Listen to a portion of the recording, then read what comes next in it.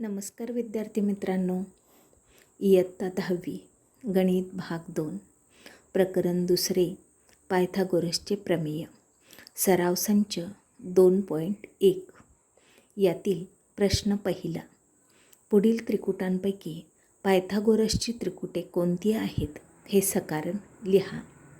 आता या ठिकाणी पहिल्याच प्रश्नामध्ये दिलेल्या ज्या या 3 संख्यांचा गट आहे यातील पायथागोरसची त्रिकुटे आपल्याला ओळखायची आहेत. मग हे आपण कसं ओळखू? तर पहिलं उदाहरण बघा आपल्यासमोर आहे 3, 5, 4. या पहिल्या उदाहरणामध्ये या ठिकाणी आपल्याला सर्वात मोठी जी संख्या आहे ही सर्वात मोठी संख्या 5 आहे. म्हणून आपण सर्वात मोठी संख्या 5 जी आहे त्यानंतर उरलेल्या 2 संख्या 3 आणि 4 आहेत. मग या संख्यांना अनुक्रमे आपण ए बरोबर 3, दुसरी संख्या बी बरोबर 5 आणि सी बरोबर 4 असे मानू. मग यामध्ये सर्वात मोठी संख्या 5 आहे, म्हणजेच या सर्वात मोठ्या संख्येचा बीचा आपल्याला वर्ग घ्यावा लागेल. बी वर्ग बरोबर 5चा वर्ग बरोबर 25. त्यानंतर या ठिकाणी आपल्याला ए आणि सी या 2 संख्यांच्या वर्गांची बेरीज घ्यावी लागेल. ए वर्ग अधिक सी वर्ग, म्हणजेच एची किंमत आहे 3, 3चा वर्ग, सीची किंमत आहे 4, 4चा वर्ग. मग 3चा वर्ग 9 व 4चा वर्ग 16. 9 आणि 16 यांची बेरीज येते 25. म्हणजेच या ठिकाणी बी वर्ग बरोबर ए वर्ग अधिक सी वर्ग. म्हणजे इथं सर्वात मोठी बाजू 5 आहे. या सर्वात मोठ्या बाजूचा वर्ग उरलेल्या 2 बाजूंच्या वर्गांच्या बेरजे एवढा आहे. उरलेल्या 2 बाजू म्हणजे 3 आणि 4 या दोघांच्या वर्गांची बेरीज या ठिकाणी 25 आहे. पायथागोरसच्या प्रमेयामध्ये आपण अभ्यासलेलं आहे की सर्वात मोठ्या बाजूचा वर्ग हा उरलेल्या 2 बाजूंच्या बेरजे इतका असतो आणि तरच तो या ठिकाणी काटकोन त्रिकोण असतो, हे आपण अभ्यासलेलं आहे. आणि म्हणून या ठिकाणी या दिलेल्या ज्या संख्या आहेत म्हणजे या बाजू आहेत, दिलेल्या संख्या म्हणजे या बाजू आहेत, या दिलेल्या 3 बाजू ह्या पायथागोरसच्या त्रिकूट आहे. पायथागोरसचे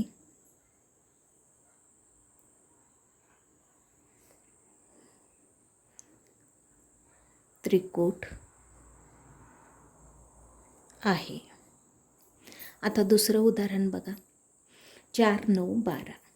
इथं आता उदाहरण दुसरे, यामध्ये एची किंमत 4 म्हणजे पहिली बाजू, बीची किंमत आहे 9 दुसरी बाजू, सीची किंमत आहे 12 ही तिसरी बाजू. आता सर्वात मोठी बाजू 12 आहे म्हणून सीचा वर्ग. मग सी बरोबर 12. आता उरलेल्या 2 बाजूंच्या वर्गांची बेरीज ए वर्ग अधिक बी वर्ग. एची किंमत आहे 4 म्हणून 4चा वर्ग, बी वर्ग म्हणजे 9चा वर्ग, नंतर 4चा वर्ग 16 आणि 9चा वर्ग या ठिकाणी आला 81. आता यांची बेरीज दोघांची मिळाली आपल्याला 97. आणि इथं सी वर्ग बरोबर 12चा वर्ग जो आहे तो 144. सी वर्ग बरोबर 144. बघा आता सर्वात मोठ्या बाजूचा वर्ग म्हणजे 12चा वर्ग 144 आला आणि उरलेल्या 2 बाजूंच्या वर्गांची बेरीज ही 97 आली. 4चा वर्ग 16, 9चा वर्ग 81 आणि हे आले 97 बेरीज. मग आता सर्वात मोठ्या बाजूचा वर्ग उरलेल्या 2 बाजूंच्या वर्गांच्या बेरजे इतका नाही, म्हणजेच सी वर्ग हे ए वर्ग आणि बी वर्ग या बाजूंच्या वर्गांच्या बेरजेइतका नाही म्हणून अशी खूण करायची. सर्वात मोठ्या बाजूचा वर्ग उरलेल्या 2 बाजूंच्या वर्गांच्या बेरजेइतका नाही म्हणून हे पायथागोरसचे त्रिकूट नाही.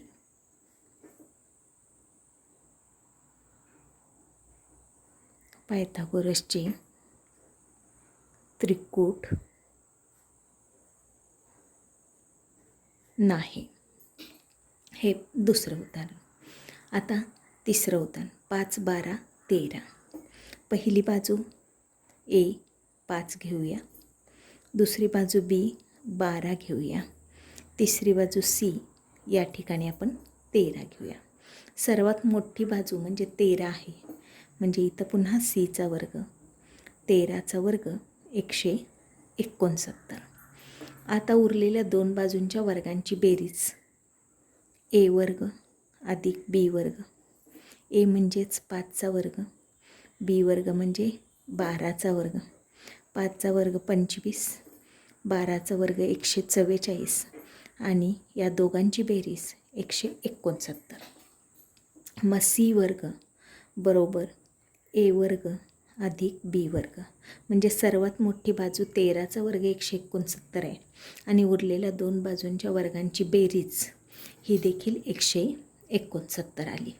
आणि म्हणून सर्वात मोठ्या बाजूचा वर्ग उरलेल्या 2 बाजूंच्या वर्गांच्या बेरजेइतका आहे म्हणून हे पायथागोरसचे त्रिकूट आहे.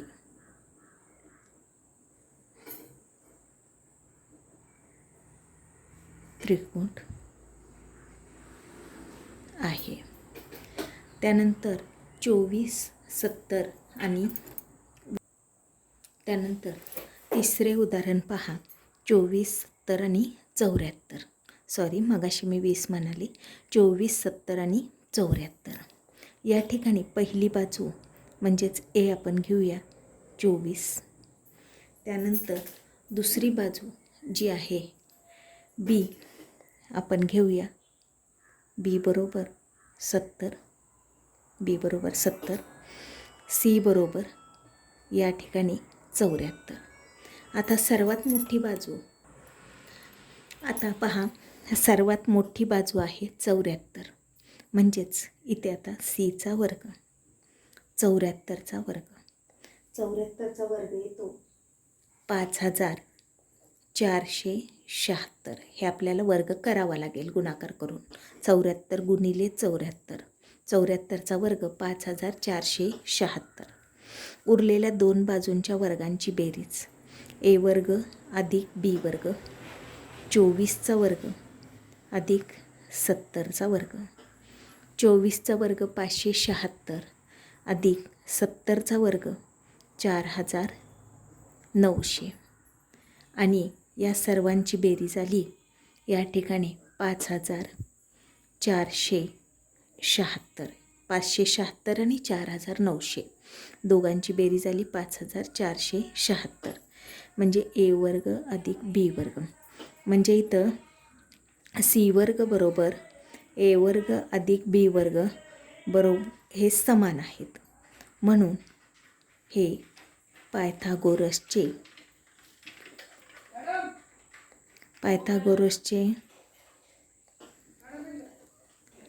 त्रिकूट आहे.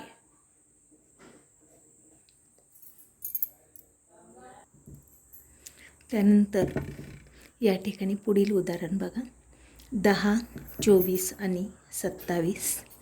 पहिली बाजू ए 10 आहे, दुसरी बाजू बी 24 आहे आणि तिसरी बाजू सी या ठिकाणी 27 आहे. त्यानंतर सर्वात मोठी बाजू म्हणजे सीचा वर्ग, 27चा वर्ग 729. नंतर ए आणि बीच्या 2 बाजूंच्या वर्गांची बेरीज ए वर्ग अधिक बी वर्ग, 10चा वर्ग, एची किंमत 10, 10चा वर्ग, बी वर्ग म्हणजे या ठिकाणी 24चा वर्ग. मग 10चा वर्ग 100, 24चा वर्ग 576 आणि दोघांची बेरीज या ठिकाणी आली 676. मग आता पहा, या ठिकाणी सर्वात मोठी बाजू सी 27चा वर्ग 729 आला आहे आणि ए वर्ग अधिक बी वर्ग या दोघांची वर्गांची बेरीज 676 आली आहे. त्यामुळे या ठिकाणी मोठ्या बाजूचा वर्ग उरलेल्या दोन बाजूंच्या वर्गांच्या बेरजे एवढा नाही. सी वर्ग आणि ए वर्ग अधिक बी वर्ग हे समान नाही. सर्वात मोठ्या बाजूचा वर्ग उरलेल्या दोन बाजूंच्या वर्गांच्या बेरजे एवढा नाही, म्हणून हे पायथागोरसचे त्रिकूट नाही.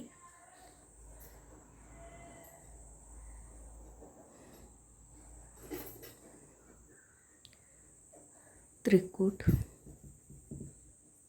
नाही. हे झालं 5वं उदाहरण. आता शेवटचं उदाहरण बघा. 11, 60 आणि 61. इथं सर्वात मोठी बाजू 61 आहे, पण दिलेल्या 3 बाजू लिहूया.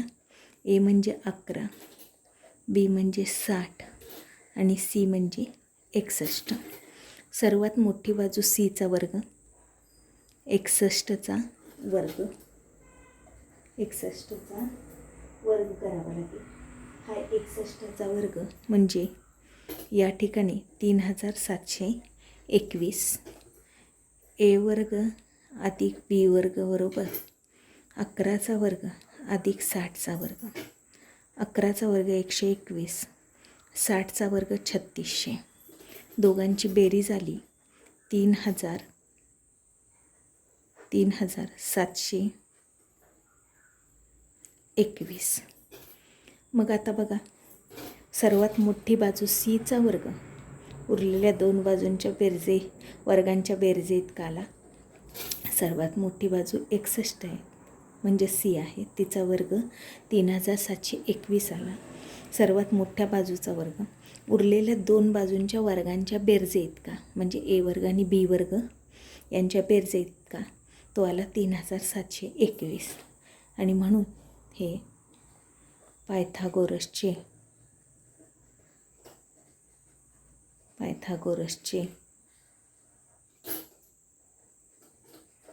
त्रिकूट आहे. तर अशा पद्धतीने आपण सराव संच 2.1 मधला पहिला प्रश्न या ठिकाणी. विद्यार्थी मित्रांनो, सराव संच 2.1 मधील प्रश्न दुसरा. उदाहरण वाचते मी. आकृतीमध्ये कोन MNP 90 अंश दिलेला आहे. बघा, MNP हा कोन 90 अंशाचा दिलेला आहे. मग MNP काटकोन त्रिकोण आहे. रेख NQ लंब रेख MP आहे. MQची लांबी 9 आहे तर QPची लांबी 4 आहे. तर NQ या रेषाखंडाची लांबी आपल्याला काढायची आहे. आता या ठिकाणी पहा, त्रिकोण MNP हा काटकोन त्रिकोण आहे. याचं उत्तर आपण लिहूया आता. त्रिकोण MNP मध्ये कोन MNP बरोबर 90 अंश हा काटकोन त्रिकोण आहे. या काटकोन त्रिकोणामध्ये रेख NQ लंब रेख MP आहे. काटकोन त्रिकोण MNP मध्ये NQ हा रेषाखंड MPला लंब आहे. बघा, त्रिकोण MNP काटकोन त्रिकोण आहे. या काटकोन त्रिकोणाचा कर्ण आहे MP आणि या कर्णावरती NQ हा लंब टाकलेला आहे. आपल्या सर्वांना माहिती आहे की काटकोन त्रिकोणामध्ये कर्णावर टाकलेला लंब जो असतो किंवा कर्णावर टाकलेला जो शिरोलंब, लंब याचाच अर्थ शिरोलंब, कर्णावर टाकलेला शिरोलंब त्या कर्णाचे जे 2 भाग करतो त्या 2 भागांचा भूमितीमध्य असतो. काटकोन त्रिकोणात कर्णावर टाकलेला शिरोलंब त्या कर्णाचे ज्या 2 रेषाखंडामध्ये विभाजन करतो त्या रेषाखंडांचा तो भूमितीमध्ये असतो. म्हणजे NQ हा MP कर्ण MP टाकलेला शिरोलंब आहे. आणि म्हणून NQमुळे 2 भाग झाले. पहिला झाला MQ आणि दुसरा झाला PQ. मग MQ आणि PQचा हा NQ हा भूमितीमध्य आहे. हे भूमितीमध्याचं प्रमेय आहे. या ठिकाणी PQM हे जे बिंदू आहेत हे एकरेषीय बिंदू आहेत. PQM हे एकरेषीय बिंदू आहेत. आणि या ठिकाणी NQ हा MQ आणि PQचा भूमितीमध्य असेल. म्हणून भूमितीमध्याच्या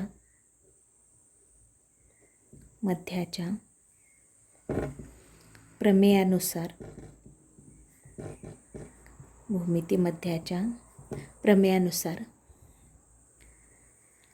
NQ वर्ग बरोबर MQ गुणिले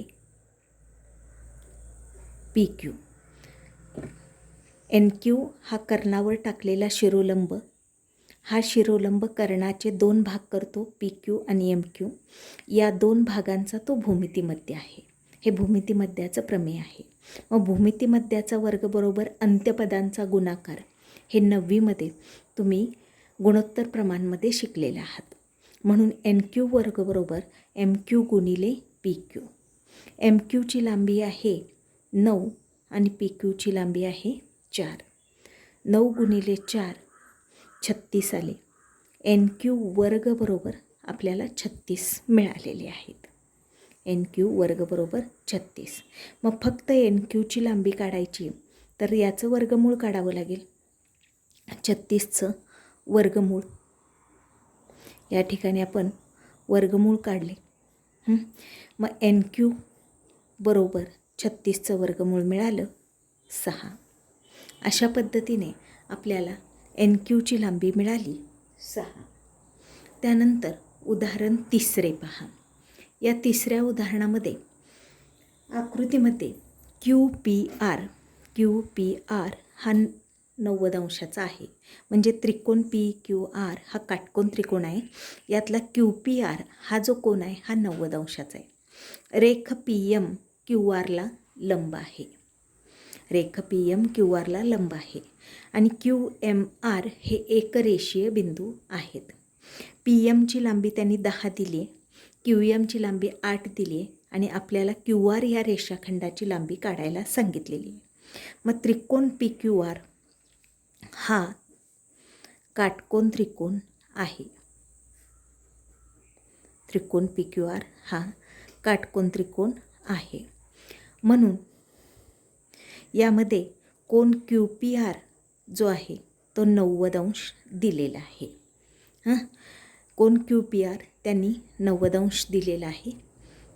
त्याचबरोबर या ठिकाणी रेख PM लंब रेख QR दिलेला आहे. काटकोन QPR समोरील बाजू QR आहे. काटकोनासमोरील बाजू म्हणजे कर्ण, म्हणजे PM हा कर्ण QRवर टाकलेला शिरोलंब आहे. PM हा कर्ण QRवर टाकलेला या ठिकाणी शिरोलंब आहे. म्हणून या ठिकाणी PM हा शिरोलंब झाला. Q dash M dash R हे 3 एकरेषीय बिंदू आहेत. मग PM हा QRवर टाकलेला शिरोलंब आहे. त्याचे QR या रेषाखंडाचे 2 भाग करतो, QM आणि MR. हे 2 भाग केल्यानंतर या ठिकाणी आपल्याला हे 2 भाग रेषाखंडाचे विभाजित रेषाखंड QM आणि MRचा हा शिरोलंब PM भूमितीमध्य होईल. म्हणून भूमितीमध्याच्या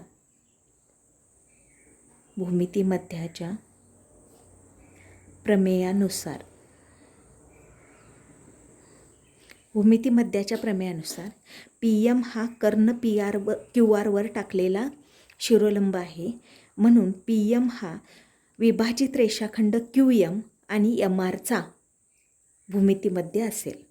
म्हणून भूमितीमध्याचा वर्ग बरोबर QM गुणिले MR. मग PM वर्ग म्हणजे 10चा वर्ग, QM आहेत 8 आणि MRची लांबी आपल्याला काढायची आहे. 10चा वर्ग 100, 8 गुणिले MR. MR बरोबर 100 भागिले 8. मग 100ला जर 8ने आपण भागलं तर ते मिळतील आपल्याला 12.5. आपल्याला QRची लांबी काढायची. QR या रेषाखंडावरती M हा पण बिंदू आहे. QMR हे एकरेषीय बिंदू आहेत. म्हणून QM अधिक MR. QM मिळालेले आहेत 8 तर MR मिळालेले आहेत 12.5. आणि दोघांची बेरीज जर केली तर ही बेरीज या ठिकाणी 20.5 येते. म्हणजे QRची लांबी आहे 20.5. अशा पद्धतीने QR या रेषाखंडाची लांबी आपल्याला 20.5 मिळाली. विद्यार्थी मित्रांनो, सराव संच 2.1 मधील प्रश्न 4. त्रिकोण PSR मध्ये दिलेल्या माहितीवरून RP आणि PS काढा. RP आणि PS काढा असा प्रश्न आहे. या ठिकाणी त्रिकोण PSR दिलेला आहे. त्रिकोण PSR मध्ये कोण P दिलेला आहे 30 अंश आणि कोण S दिलेला आहे 90 अंश. बघा, दिलेल्या गोष्टी आपण लिहून घेऊया. त्रिकोण PSR मध्ये कोण P आहे 30 अंश आणि कोण S आहे 90 अंश. मग राहिला कोण R. मग या R या कोणाचं माप या ठिकाणी किती असेल 60 अंश. कारण त्रिकोणाच्या 3 कोणांच्या मापांची बेरीज 180 अंश असते. हे 90 आणि हे 30 बेरीज झाली 120. 180मधून 120 वजा केले 60 राहिले. म्हणजे R या कोणाचं माप आपल्याला या ठिकाणी किती मिळालेलं आहे 60 अंश. म्हणून कोण R बरोबर या ठिकाणी 60 अंश. म्हणजे हा त्रिकोणाचा उरलेला कोण आहे. आता त्रिकोण PSR मध्ये Pचं माप 30, Rचं माप 60 आणि Sचं माप 90. म्हणजे हा त्रिकोण PSR हा 30 अंश, 60 अंश, 90 अंशाचा त्रिकोण आहे. त्रिकोण PSR हा 30 अंश, 60 अंश व 90 अंशाचा त्रिकोण आहे. मग आता या ठिकाणी बघा, 30, 60, 90चं प्रमेय तुम्ही शिकलेला आहात 9वीमध्ये. 30 अंश, 60 अंश, 90 अंशाच्या प्रमेयानुसार 30 अंश, 60 अंश, 90 अंशाच्या प्रमेयानुसार 30 अंश कोणासमोरील बाजू कर्णाच्या निम्मी असते. मग 30 अंश कोणासमोरील बाजू P हा 30 अंशाचा आहे, त्याच्या समोरील बाजू म्हणजे SR. कर्ण म्हणजे काटकोनासमोरील बाजू PR. मग PRची लांबी आपल्याला काढायची आहे. मग 30 अंश कोणासमोरील बाजू SR कर्णाच्या निमपट म्हणजे 6 आहे. त्यावरून आपण कर्ण काढून घेऊया. मग या ठिकाणी कर्ण म्हणजे PR आहे, पण 30 अंश कोणासमोरील बाजू SR कर्ण PRच्या निमपट असेल. 30 अंश कोणासमोरील बाजू.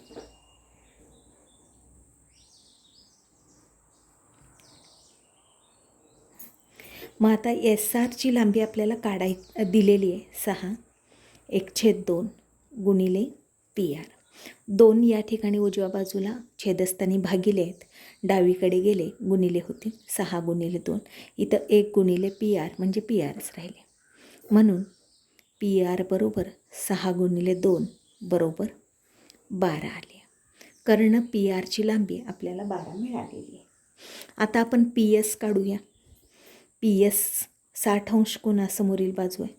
60 अंश कोनासमोरील बाजू कर्णाच्या वर्गमुळात 3/2 पट असते. 60 अंश कोनासमोरील बाजू कर्णाच्या वर्गमुळात 3/2 पट असते. हे 30-60-90चं प्रमेय आहे. 60 अंश कोनासमोरील बाजू, 60 अंश कोनासमोरील बाजू ही कर्णाच्या वर्गमुळात 3/2 पट असते. मग आता या ठिकाणी वर्गमुळात 3/2, पी आरची लांबी आत्ताच आपण काढलेली आहे 12. 2ने आता या ठिकाणी आपण जर 12ला भागलं तर 6चा भाग बसेल. मग इथं आले 6 वर्गमुळात 3. म्हणजे पी एस या रेषाखंडाची लांबी आपल्याला मिळाली 6 वर्गमुळात 3. अशा पद्धतीने या ठिकाणी आपल्याला चौथ्या उदाहरणामध्ये 30-60-90च्या प्रमेयानुसार पी आरची लांबी 12 मिळाली तर पी एसची लांबी 6 वर्गमुळात 3 मिळाली. त्यानंतर पुढचं उदाहरण आहे. आकृतीमध्ये दिलेल्या माहितीवरून ए बी आणि बी सी काढा. बघा, या आकृतीमध्ये ए बी आणि बी सी हे 2 रेषाखंड समान लांबीचे दिलेले आहेत. ए बी आणि बी सी समान लांबीचे. त्रिकोण ए बी सी हा काटकोन दिलेला आहे. म्हणजे त्रिकोण ए बी सी हा काटकोन त्रिकोण आहे. या काटकोन त्रिकोणामध्ये ए बी आणि बी सी समान आहेत. म्हणजे हा समद्विभुज काटकोन त्रिकोण आहे. मग ए बी आणि बी सी समान लांबीचे दिलेले आहेत. म्हणजे ही दिलेली माहिती आहे. म्हणून याच्या पुढे आपण कारण लिहिलं ए बी बरोबर बी सी पक्ष. आता बघा, आकृतीमध्ये आपल्याला ए बी आणि बी सीची लांबी काढायची आणि त्यासाठी ही दिलेली कृती पूर्ण करायची आहे. मग ए बी आणि बी सी समान लांबीचे आहेत, ही दिलेली माहिती आहे. म्हणून आपण याचं कारण लिहिलं पक्ष. मग बी ए सी या कोणाचं माप आपल्याला काढायचं आहे. त्रिकोण ए बी सी काटकोन त्रिकोण आहे. कोण बी 90 अंशाचा दाखवलेला आहे. मग यामधल्या 2 बाजू समान आहेत. समान बाजू समोरील कोणसुद्धा समान असतात. जेव्हा एखादा समद्विभुज त्रिकोण असतो त्या समद्विभुज त्रिकोणामध्ये एकरूप बाजू समोरील कोणसुद्धा एकरूप असतात. हे समद्विभुज त्रिकोणाचं प्रमेय आहे. हे आपल्याला 9वीमध्ये झालेलं आहे. समद्विभुज त्रिकोणाच्या प्रमेयानुसार एखाद्या त्रिकोणामध्ये 2 बाजू जर एकरूप असतील, समान लांबीच्या असतील, तर त्या एकरूप बाजूसमोरील कोणसुद्धा एकरूप असतात. म्हणजे ए बी या बाजूसमोरचा कोण सी तर बी सी या बाजूसमोरचा कोण ए. म्हणजे या 2 कोणांची मापे समान येतील. पण हा एक कोण 90चा आहे. त्रिकोणाच्या 3 कोणांच्या मापांची बेरीज 180 असते. मग हा 90 180मधून वजा केला तर या उरलेल्या दोघांची बेरीज 90 येईल. म्हणजेच या दोघांचं माप समान आहे. म्हणजे 90चे निम्मे म्हणजे 45 येतील. म्हणजे कोण बी ए सी या ठिकाणी आपल्याला 45 अंश मिळालेले आहेत. कोण बी ए सी या ठिकाणी किती मिळालेले आहेत? 45 अंश. त्यानंतर ए बी आणि बी सी यांची लांबी काढताना आता हा त्रिकोण ए बी सीमध्ये एचं माप, ए या कोणाचं माप 45, बी या कोणाचं माप 45 आणि ए या कोणाचं माप 45, बीचं माप 90 आणि सीचं माप 45 असं आपल्याला मिळालेलं आहे. म्हणजे त्रिकोण ए बी सी 45-45-90चा त्रिकोण झाला. आणि आपण 9वीमध्ये 45-45-90चे प्रमेय अभ्यासलेलं आहे. या 45-45-90च्या प्रमेयामध्ये 45 अंश कोनासमोरील बाजू कर्णाच्या 1/2 पट असते. मग 45 अंश कोन म्हणजे ए आणि सी. ए समोरची बाजू बी सी, सी समोरची बाजू ए बी. ही कर्ण म्हणजे ए सीच्या 1/2 पट आली. मग 1/2 लिहिले. या ठिकाणी ए सीची लांबी, ए बी आणि ए सीची लांबी कर्ण ए सीच्या 1/2 पट. मग ए सीची किंमत वर्गमुळात 8 दिलेली आहे, ती पण किंमत लिहिली. 1/2 आहे तसे आपण लिहूया. 8चं वर्गमूळ काढताना 4 × 2 4 ही पूर्ण वर्ग संख्या आहे, त्याचं वर्गमूळ काढलं संख्या 4चं वर्गमूळ 2, ही वर्गमूळ चिन्हाच्या बाहेर आले 2 वर्गमुळात 2. वर्गमुळात 2 आणि वर्गमुळात 2 या दोघांचा या ठिकाणी आता भागाकार झाला. समान संख्यांचा भागाकार 1 येतो, म्हणजे इथं संख्या आली तुमची 2. अशा पद्धतीने या ठिकाणी आपल्याला AB व BC या दोघांची ही लांबी 2 मिळालेली आहे. विद्यार्थी मित्रांनो, सराव संच 2.1 उदाहरण 6. एका चौरसाचा कर्ण 10 सेंटीमीटर आहे. त्याच्या बाजूची लांबी काढा आणि परिमिती काढा, असा प्रश्न दिलेला आहे.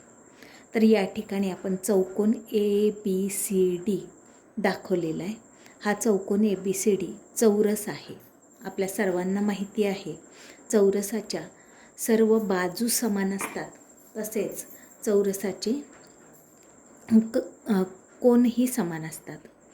चौरसाची प्रत्येक बाजू आपण या ठिकाणी आकृतीमध्ये X दाखवलेली आहे. पहा, ABCD हा चौरस आहे. AB, BC, CD आणि AD या चारही बाजू समान म्हणजे X सेंटीमीटर लांबीच्या आहेत असं मानलेलं आहे. चौरसाचा कर्ण AC आहे. त्याची लांबी 10 सेंटीमीटर दिलेली आहे. आपल्याला चौरसाची बाजू म्हणजेच Xची किंमत या ठिकाणी काढावयाची आहे. चौरसाचा प्रत्येक कोन काटकोन असतो. त्रिकोण ABC हा काटकोन त्रिकोणी या ठिकाणी झालेला आहे, ज्याच्या 2 बाजू समान आहेत. 2 बाजू समान असणारा काटकोन त्रिकोण, यामध्ये काटकोन सोडून उरलेल्या 2 लघुकोनांचे माप हे 45 अंश 45 अंश असतं आणि 45 अंश 45 अंश 90 अंशाच्या प्रमेयानुसार या ठिकाणी काटकोना करणाऱ्या ज्या 2 बाजू आहेत, या बाजूंची लांबी कर्णाच्या 1/2 पट असते. म्हणजेच या ठिकाणी चौरसाची जी बाजू आहे ती कर्णाच्या 1/2 पट होईल. आणि यानुसार या ठिकाणी आपल्याला चौरसाची बाजू काढता येऊ शकेल. चौकोन ABCD हा चौरस आहे. या चौरसाची बाजू जी आहे, चौरसाची प्रत्येक बाजू जी आहे आपण ती X मानलेली आहे. चौरसाची प्रत्येक बाजू 1 सेंटीमीटर मानलेली आहे. कर्ण AC याची लांबी दिलेली आहे 10 सेंटीमीटर. मग चौरसाची बाजू म्हणजेच या ठिकाणी ही 45 अंश कोनासमोरील बाजू कर्णाच्या 1/2 पट आली. याचाच अर्थ या ठिकाणी आपल्याला चौरसाच्या कर्णाची लांबी त्याच्या बाजूच्या 2 पट असते. म्हणून आपल्याला इयत्ता 9वी मध्ये सूत्र झालेलं आहे, चौरसाचा कर्ण बरोबर 2 गुणिले बाजू. मग या ठिकाणी चौरसाचा कर्ण म्हणजे AC आहे. 2 गुणिले बाजू जी आहे चौरसाची ती X आहे. ACची लांबी 10 बरोबर 2 गुणिले X आले. X तिथंच ठेवा. 10 गुणिले 2 जे आहेत डावीकडे पक्षांतर केल्यानंतर भागिले झाले. X बरोबर 10/2. 2 ही अपरिमेय संख्या छेदस्थानी आहे, म्हणून तिचं परिमेयीकरण करण्यासाठी त्याच अपरिमेय संख्येने अंशस्थानी आणि छेदस्थानी गुणले. 10/2 आहे. 2 या अपरिमेय संख्येचे परिमेयीकरण करायचं आहे. परिमेय संख्येमध्ये रूपांतरण करणे याला छेदाचे परिमेयीकरण असे म्हणतात. आणि 2 याच अपरिमेय संख्येने अंशस्थानी आणि छेदस्थानी गुणले. 10 गुणिले वर्गमुळात 2 अंशस्थानी राहिले. वर्गमुळात 2 वर्गमुळात 2 याचा 2 वेळा गुणाकार म्हणजे 2 आले. 2ने 10ला भागलं, भागाकाराला 5. एक्स बरोबर 5 वर्गमुळात 2. एक्स म्हणजेच या ठिकाणी चौरसाची बाजू आहे. चौरसाची बाजू या ठिकाणी आपल्याला मिळालेली आहे 5 वर्गमुळात 2 सेंटीमीटर. आता आपल्याला चौरसाची परिमिती काढायची. चौरसाची परिमिती. चौरसाची परिमिती चौकोनाची काढतो त्यावेळी त्याच्या चारही बाजूंची बेरीज होत असते. परंतु या ठिकाणी चौरसाची परिमिती म्हणजे त्याच्या या ठिकाणी आपल्याला चारही बाजू समान असल्यामुळे 4 गुणिले बाजू असं लिहावं लागेल. चौरसाची परिमिती किंवा कोणत्याही चौकोनाची परिमिती त्यावेळी चारही बाजूंची बेरीज करतो, पण इथं समान बाजू असल्यामुळे 4 गुणिले बाजू. 4 गुणिले बाजू आहे 5 वर्गमुळात 2. 4 पंचे 20. 20 वर्गमुळात 2 सेंटीमीटर. अशा पद्धतीने या ठिकाणी आपल्याला चौरसाची परिमिती मिळालेली आहे 20 वर्गमुळात 2 सेंटीमीटर. उदाहरण क्रमांक 9. आकृतीमध्ये कोन DFE बरोबर 90 अंश, रेख FG लंब रेख ED, GD बरोबर 8 दिलेले आहेत, FG बरोबर 12 दिलेले आहेत. तर EG, FD आणि EF यांची लांबी आपल्याला काढायची आहे. या ठिकाणी आकृतीमध्ये त्रिकोण DFE हा काटकोन त्रिकोण आहे. DFE या काटकोन त्रिकोणामध्ये या ठिकाणी कोन F 90 अंशाचा आहे. DFE हा कोन 90 अंशाचा दिलेला आहे आणि FG हा लंब कर्ण DE वरती काढलेला लंब आहे. म्हणजे FG हा शिरोलंब DE कर्णाचे 2 रेषाखंडामध्ये विभाजन करतो, DG आणि GE. त्रिकोण DFE या काटकोन त्रिकोणात कोन DFE बरोबर 90 अंश, FG लंब या ठिकाणी ED दिलेले आहेत. FG लंब ED अशी माहिती आपल्याला दिलेली. मग जेव्हा शिरोलंब कर्णाचे 2 रेषाखंडामध्ये विभाजन करतो त्यावेळी हा शिरोलंब या विभाजित रेषाखंडांचा भूमितीमध्य असतो. म्हणून भूमिती मध्याच्या प्रमेयानुसार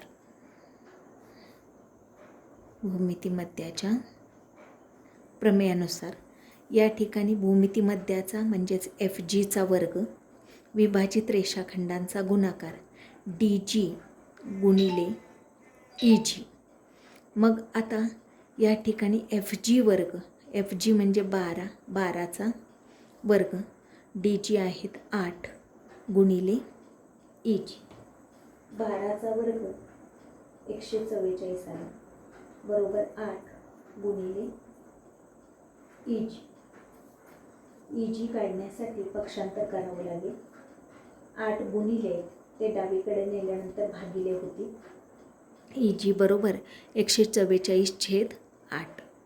144ला 8ने भागलं तर या ठिकाणी 18 येतील. म्हणून EG या रेषाखंडाची लांबी मिळाली 18. EG आपल्याला मिळाल्यानंतर आता आपण या ठिकाणी FD आणि EF या रेषाखंडांची लांबी काढणार आहोत. पण FG हा DEला लंब आहे म्हणजे त्रिकोण FGD हा काटकोन त्रिकोण आहे. तसेच त्रिकोण FGE हा देखील काटकोन त्रिकोण आहे. या दोन त्रिकोणामध्ये पायथागोरस प्रमेयानुसार आपण FD आणि EF यांची लांबी काढणार आहोत. त्रिकोण EGF मध्ये पायथागोरस प्रमेयानुसार काटकोन G घ्यायचा आहे, त्याच्या समोरचा कर्ण EF येईल. EF वर्ग बरोबर EG वर्ग अधिक FG वर्ग. EG आलेले आहेत 18चा वर्ग, FG आलेले आहेत 12चा वर्ग. 18चा वर्ग 324 अधिक 12चा वर्ग 144 आणि हे आपल्याला मिळाली बेरीज 324 आणि 144 468. EF वर्ग बरोबर 468. फक्त EFची लांबी काढण्यासाठी याचं वर्गमूळ काढावं लागेल. EF बरोबर 468चं वर्गमूळ. हे 468चं वर्गमूळ आपल्याला या ठिकाणी 36 गुणिले 13 असे अवयव पाडून काढावं लागेल. 36 ही पूर्ण वर्गसंख्या 1 आणि त्याला गुणिले 13, 36 गुणिले 13 असे अवयव पडतील. 36 पूर्ण वर्गसंख्या असल्यामुळे त्याचं वर्गमूळ 6 आलं, पण 13चं वर्गमूळ निघणार नाही, म्हणून EF बरोबर 6 वर्गमुळात 13 आपल्याला मिळाले. त्यानंतर त्रिकोण FGD, त्रिकोण FGD मध्ये पुन्हा पायथागोरस प्रमेयानुसार आपण सूत्र लिहिणार आहोत. कोण G काटकोन आहे त्यासमोरचा कर्ण FD येईल. FD वर्ग बरोबर GD वर्ग अधिक FG वर्ग. GD म्हणजेच 8चा वर्ग, FG म्हणजे 12चा वर्ग. 8चा वर्ग आला 64, 12चा वर्ग आला 144. FD वर्ग. FD वर्ग बरोबर या ठिकाणी आपल्याला मिळाले 208. FD वर्ग बरोबर 208. म्हणून FD वर्ग बरोबर 208 किंमत आलेली आहे. याचं वर्गमूळ काढूया पुढच्या पायरीला. FD बरोबर वर्गमुळात 208. 208चं वर्गमूळ काढताना त्याची फोड आपल्याला 16 गुणिले 13 अशी करावी लागेल. 16चे वर्गमूळ 4 येईल. या ठिकाणी 4 वर्गमुळात 13 ही FDची किंमत राहील. अशा पद्धतीने पायथागोरस प्रमेयाचा वापर करून आपण या ठिकाणी FG, EG, FD आणि EF यांच्या किमती काढलेल्या आहेत. 8वे उदाहरण. एका आयताची लांबी 35 सेंटीमीटर आहे तर रुंदी 12 सेंटीमीटर आहे. तेव्हा आयताच्या कर्णाची लांबी काढा. आता हा जो आयत घेतलेला आहे आपण, कच्ची आकृती काढलेली आहे. ABCD हा आयत आहे. या आयताची लांबी म्हणजे BC 35 सेंटीमीटर आहे तर रुंदी AB 12 सेंटीमीटर आहे. कर्ण ACची लांबी आपल्याला काढायची आहे. चौकोन ABCD हा आयत आहे. चौकोन ABCD हा आयत आहे. आयताचा प्रत्येक कोन काटकोन असतो, म्हणून कोन ABCची किंमत या ठिकाणी त्याचं माप आलं 90 अंश, कारण आयताचा प्रत्येक कोन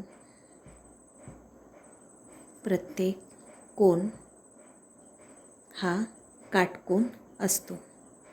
मग या ठिकाणी त्रिकोण ABC या काटकोन त्रिकोणात पायथागोरसच्या प्रमेयानुसार आपल्याला सूत्र मिळेल AC वर्ग बरोबर AB वर्ग अधिक BC वर्ग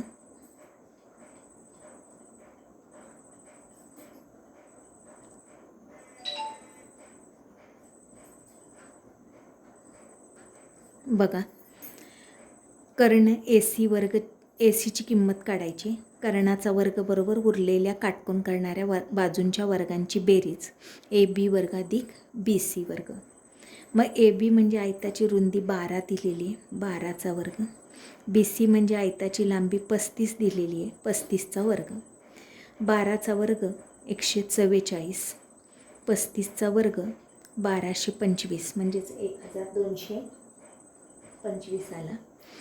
AC वर्ग बरोबर या ठिकाणी आपल्याला 144 आणि 1225 यांची बेरीज आली 1369. फक्त ACची किंमत काढायची आहे, त्यामुळे 1369चे वर्गमूळ काढावं लागेल. हे वर्गमूळ 1369चं वर्गमूळ 37 आहे आणि म्हणून AC बरोबर या ठिकाणी 37 आली. हा आयताचा कर्ण आहे. कर्ण ACची लांबी 37 सेंटीमीटर या ठिकाणी आपल्याला मिळालेली आहे. सराव संच 2.1 उदाहरण 9. बघा उदाहरण. आकृतीमध्ये M हा बाजू QR मध्यबिंदू आहे. कोन PRQ बरोबर 90 अंश असेल तर सिद्ध करा. PQ वर्ग बरोबर 4PM वर्ग वजा 3PR वर्ग. आता या ठिकाणी बघा, तुमच्यासमोर आकृती आहे. त्रिकोण PRQ हा काटकोन त्रिकोण या ठिकाणी दिलेला आहे. त्रिकोण PQR किंवा PRQ हा काटकोन त्रिकोण आहे. त्रिकोण PRQ हा काटकोन त्रिकोण आहे. या काटकोन त्रिकोणामध्ये पायथागोरसच्या प्रमेयानुसार काय सूत्र होईल पहा. पायथागोरसच्या प्रमेयानुसार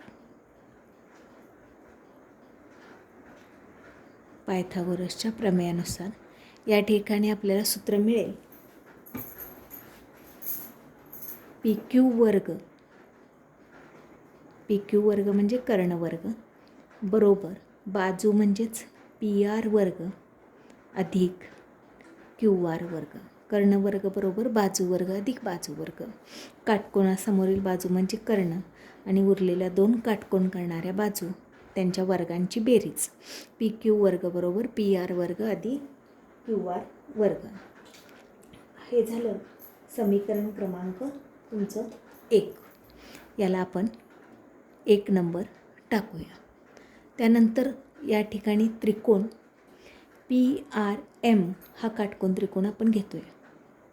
त्रिकोण PRM या काटकोन त्रिकोणात आता पुन्हा पायथागोरसच्या प्रमेयाचा वापर करून आपण सूत्र लिहिणार आहोत.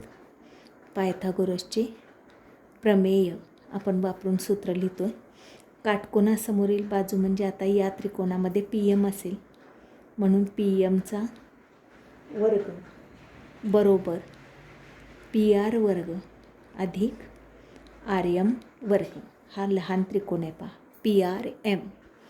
या PRM काटकोन त्रिकोणामध्ये R कोनासमोरील बाजू PM हा या ठिकाणी कर्ण असेल. काटकोन करणारी बाजू PR आणि RM. अशा पद्धतीने PM वर्ग बरोबर PR वर्ग अधिक RM वर्ग हे जे समीकरण आहे याला आपण आता 2 नंबर दिलेला आहे. परंतु या ठिकाणी आपल्याला माहिती आहे की M हा मध्यबिंदू आहे. M हा QR या रेषाखंडाचा मध्यबिंदू आहे, बरोबर आहे ना. आणि M हा QR ह्या रेषाखंडाचा मध्यबिंदू असल्यामुळे RQची लांबी RMच्या 2 पट असेल. कारण एम हा क्यू आरचा मध्यबिंदू आहे. एम हा क्यू आरचा मध्यबिंदू असल्यामुळे आर क्यूची लांबी आर एमच्या दुप्पट आहे. म्हणून आर एम बरोबर 1/2 आर क्यू, म्हणजेच आर एमची लांबी आर क्यूच्या निमपट झाली. मग आता पहिलं जे समीकरण आहे आपलं, हे मिळालेलं दुसरं समीकरण, त्याच्यामध्ये आपण आर एमची किंमत भरणार आहोत. पी एम वर्ग बरोबर पी आर वर्ग अधिक आर एमची लांबी 1/2 आर क्यू आलेली आहे, ती या ठिकाणी भरली. आर एमचा वर्ग असल्यामुळे कंसाचा वर्ग. मग आता या ठिकाणी पी एम वर्ग आहे तसे ठेवा, पी आर वर्ग तेही आपण आहे तसे ठेवूया, आणि 1/2 आर क्यूचा वर्ग या ठिकाणी मिळेल आपल्याला 1/4 आर क्यू वर्ग. मग आता हे केल्यानंतर हे 4 जे आहेत, 1/4 छेदस्थानी 4, हे छेद समान करण्यासाठी संपूर्ण समीकरणाला 4ने गुणलं तर आपल्याला 4 पी एम वर्ग 4 पी आर वर्ग आणि इथं 4ने गुणल्यानंतर अंश आणि छेदाचा भागाकार होईल. या ठिकाणी शिल्लक राहतील आर क्यू वर्ग. 4 पी एम वर्ग बरोबर 4 पी आर वर्ग अधिक आर क्यू वर्ग असं हे समीकरण आपल्याला या ठिकाणी मिळालेलं आहे. आता या समीकरणामध्ये या ठिकाणी आपण पहा, हे जे समीकरण मिळालेलं आहे याला आपण नंबर 3 टाकूया. हे जे तिसरं समीकरण आहे, हे मिळालेलं तिसरं समीकरण आणि समीकरण नंबर 1 यांची वजाबाकी करू. समीकरण क्रमांक 3 व समीकरण क्रमांक 1 यांची वजाबाकी करू. मग यांची वजाबाकी केल्यामुळे काय होईल, 4 पी एम वर्ग डावीकडे आहेत, त्यातून पी क्यू वर्ग वजा होतील. 4 पी एम वर्ग वजा पी क्यू वर्ग. तसेच 4 पी आर वर्ग उजवीकडे आहेत, अधिक आर क्यू वर्ग आहेत. याच्यातून पी आर वर्ग आणि क्यू आर वर्ग वजा होतील. वजा करताना पी आर वर्ग आणि क्यू आर वर्ग या दोघांचेही चिन्ह बदलेल, ते धनचे ऋण होतील. मग आता पहा, या ठिकाणी 4 पी एम वर्ग वजा पी क्यू वर्ग आहे तसे ठेवले. 4 पी आर वर्गमधून 1 पी आर वर्ग गेला तर आपल्याला 3 पी आर वर्ग मिळतील. आता या ठिकाणी आपल्याला माहिती आहे आर क्यू वर्ग आणि आर क्यू वर्ग धन ऋण आलेले आहेत का.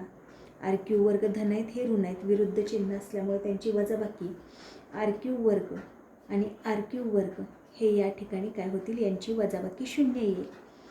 मग शिल्लक राहिले 4 पी एम वर्ग वजा पी क्यू वर्ग बरोबर 3 पी आर वर्ग. 4 पी एम वर्ग तिथंच ठेवले, धन 3 पी आर वर्ग डावीकडे आणले, ऋण 3 पी आर वर्ग झाले. ऋण पी क्यू वर्ग हे उजवीकडे पक्षांतर केले, धन पी क्यू वर्ग झाले. हे जे मिळालेलं समीकरण आहे, हेच समीकरण आपण सरळ करून घेतले. पी क्यू वर्ग बरोबर 4 पी एम वर्ग वजा 3 पी आर वर्ग. अशा पद्धतीने आपल्याला जे सिद्ध करायला सांगितलेलं होतं, पी क्यू वर्ग बरोबर 4 पी एम वर्ग वजा 3 पी आर वर्ग, हे या ठिकाणी पायथागोरस प्रमेयाचा वापर करून सिद्ध करून दाखवलेलं आहे. सराव संच 2.1 मधील उदाहरण 10. रस्त्याच्या दुतर्फा असलेल्या इमारतीच्या भिंती एकमेकींना समांतर आहेत. 5.8 मीटर लांबीच्या शेडीचे एक टोक रस्त्यावर ठेवले असता तिचे वरचे टोक पहिल्या इमारतीच्या 4 मीटर उंच असलेल्या खिडकीपर्यंत टेकते. त्याच ठिकाणी शिडी ठेवून रस्त्याच्या दुसऱ्या बाजूस वळवल्यास तिचे वरचे टोक दुसऱ्या इमारतीच्या 4.2 मीटर उंच असलेल्या खिडकीपर्यंत येते. तर रस्त्याची रुंदी काढा. आता या ठिकाणी हा जो AM रेषाखंड आहे, हा AM म्हणजे पहिली इमारत, तसेच CN हा जो रेषाखंड आहे ही म्हणजे ही दुसरी इमारतीची भिंत आहे. मग या ठिकाणी बघा, रेख AM व रेख CM या दोन इमारतीच्या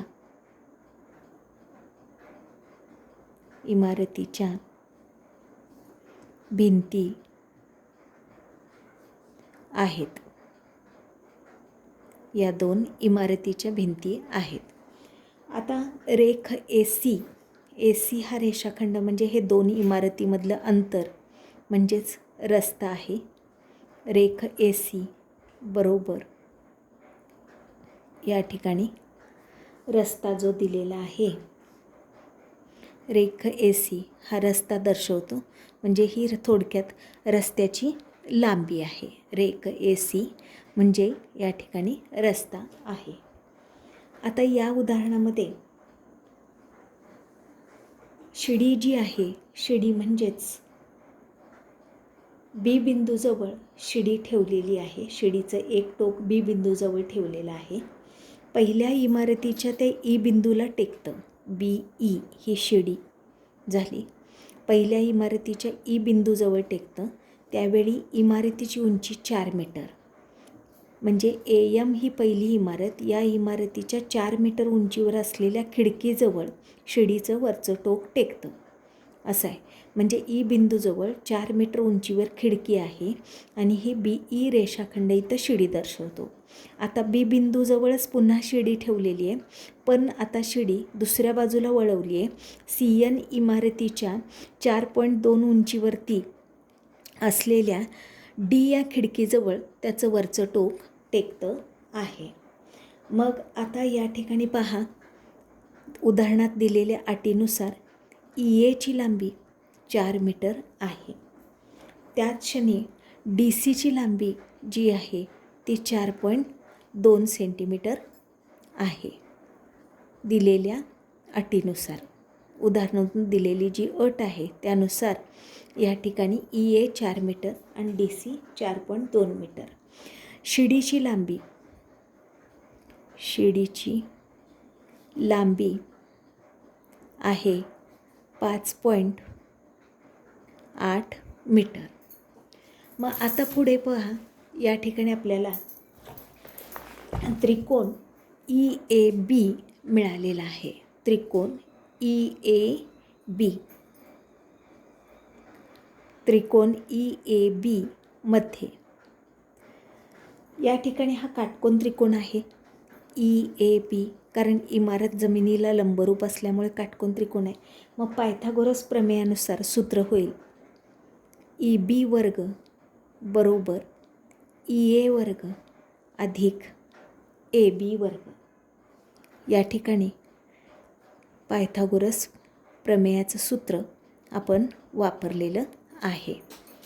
मग आता बघा, EB म्हणजे 5.8चा वर्ग, EA आहेत 4चा वर्ग आणि AB वर्ग काढायचे आहेत.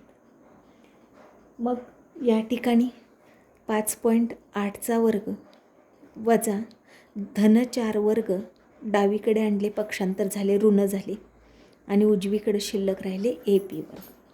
आपल्याला A वर्ग आणि B वर्गचं सूत्र माहिती आहे. A वर्ग वजा B वर्ग हे नित्य समानतेमधलं सूत्र. याचं अवयव पडतात A अधिक B आणि A वजा B. मग इथं A वर्ग म्हणजे 5.8चा वर्ग आहे, वजा B वर्ग म्हणजे 4चा वर्ग आहे. मग पहिला अवयव A वजा B आणि दुसरा अवयव A अधिक B येईल. म्हणून या ठिकाणी AB वर्ग बरोबर 5.8 वजा 4 आणि 5.8 अधिक 4 असे याचे अवयव पडतील. आणि या ठिकाणी यांची वजाबाकी येईल 1.8 गुणिले 5.8 आणि 4ची बेरीज या ठिकाणी येईल 9.8. 1.8 आणि 9.8चा गुणाकार येईल 17.64 AB वर्ग.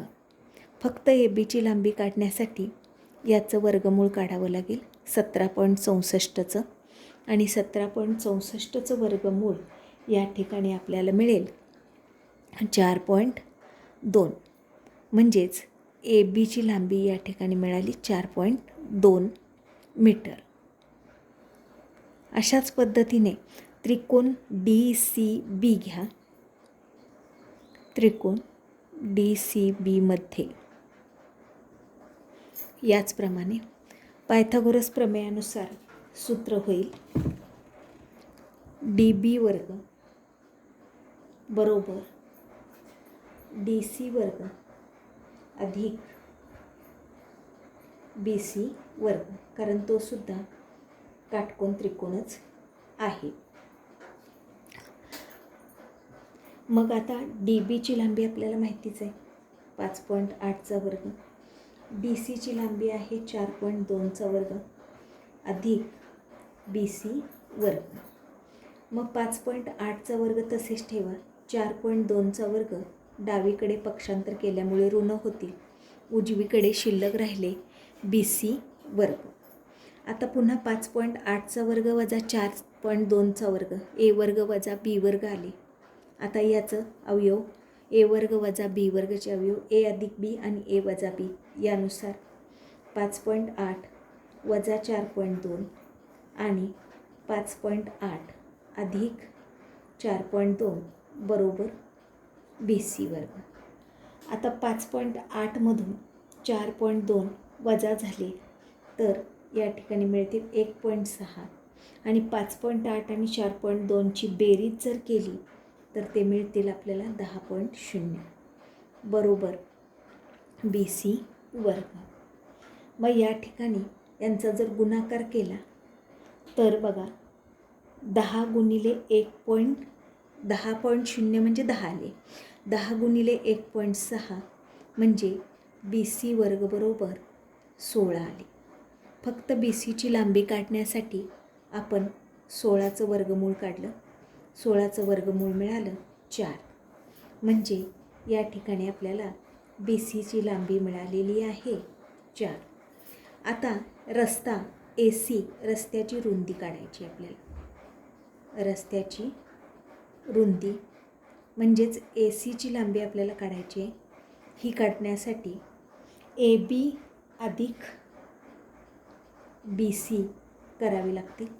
AB आणि BCची बेरीज ही 4.2 अधिक 4 म्हणजेच 8.2 मीटर होईल. अशा पद्धतीने या ठिकाणी आपल्याला रस्त्याची रुंदी मिळालेली आहे 8.2 मीटर.